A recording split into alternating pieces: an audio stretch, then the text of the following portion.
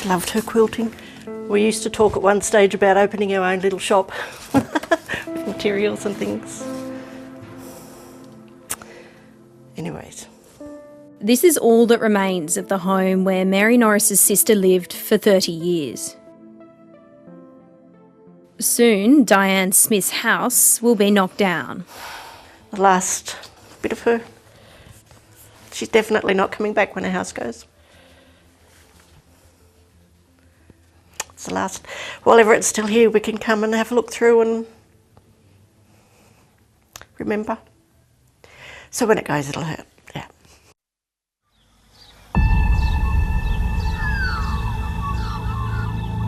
In mid-November 2022, Diane joined other locals to watch the water rise. It's a ritual in Eugowra, a town that's no stranger to floods.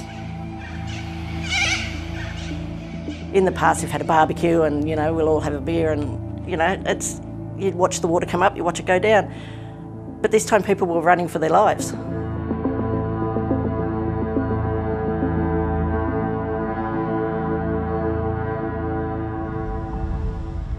Diane Smith was one of 2 people who died that day.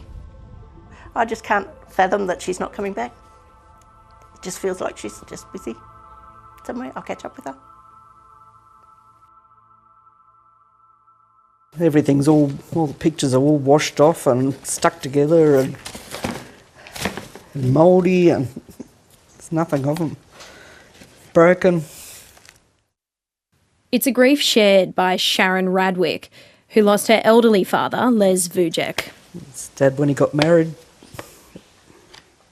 It just doesn't feel like it's nearly a year ago. It feels like it's only weeks ago. That's how raw it is.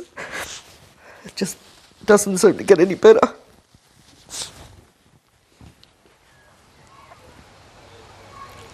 The 85-year-old was trying to get his dog from the backyard when the water came through. Hi Sharon, how are you?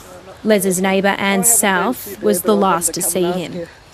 We were chatting and I said to him, just go inside, get the dog and get inside, run Les. And then as I sort of turned around and over the tops of the trees a wave was coming. Sharon has never spoken to her about what happened that day. He wouldn't have been able to do anything. It was just too hard. So I'm really sorry. No, it's not. Nothing. I know you couldn't do anything. It was very hard. And I think about it every day. There's not a night goes past when I don't think about it. Just down the street, Leslie and Brian Smith have been battling their insurance company over flood damages to their home. 11 months later, we got the go-ahead to start doing things. We weren't allowed to touch the house before that. It would have voided our insurance. So you can see the damage, the break in the gyprock and also the mould underneath. The studio's floating away.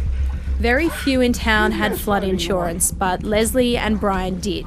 They've only recently settled with their insurer, but they expect it will take months to rebuild. We just want to get back in our home. This was our retirement. We moved out here to the country and this was meant to be it forever. And we can't do that. We can't do that now. We can't settle until the house is rebuilt. After the flood, the state and federal governments offered $1,000 to every resident affected and later $20,000 to homeowners. That we're going to rebuild and we'll be with this community every step of the way. When 7:30 visited Eugowra earlier this month, Mayor Kevin Beattie said the initial response was adequate, but that calls for more support had gone unanswered.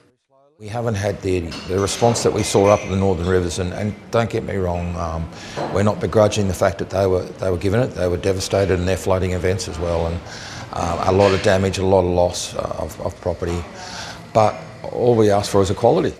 Late yesterday, the New South Wales government announced $50 million of funding support for communities in the Central West, releasing this video. We want to make sure that the money is on the table for those communities as we go through the difficult task of rebuilding. Look, there's every chance it could happen again. We hope not, but we need to be prepared that it may happen again.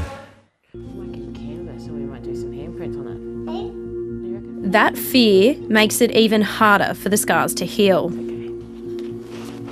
Thank you. Casey Jones and her daughter Cora were stranded on a roof for 6.5 hours.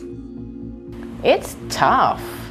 It's like, it's been 11 months and, you know, still have flashback. Cora still has nightmares. Some days I can get up and think, oh my gosh, how did I do that? And then other days it's like, what if I turned around? What if I was 10 seconds later? What if I didn't make it to the roof? Casey was living in a caravan while waiting 8 months for approval to put this government-provided pod on her dad's property. The New South Wales government allows residents to live in these pods for up to 2 years. I think being a renter, you kind of not thought about as much. And I totally get it. We don't have a house to rebuild, replace, and things like that. But, you know, there's not much said either on the families that were renting in town.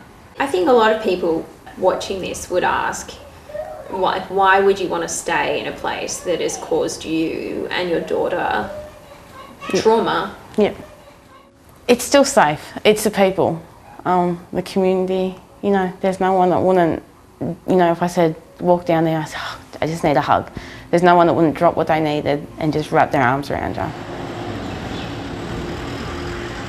Seeing the way that this community has pulled together, helping each other and that, we're not going anywhere. This is our home and we're staying. I don't think we'll ever get over it. We will get on with it. The town will never go anywhere. I never thought it would.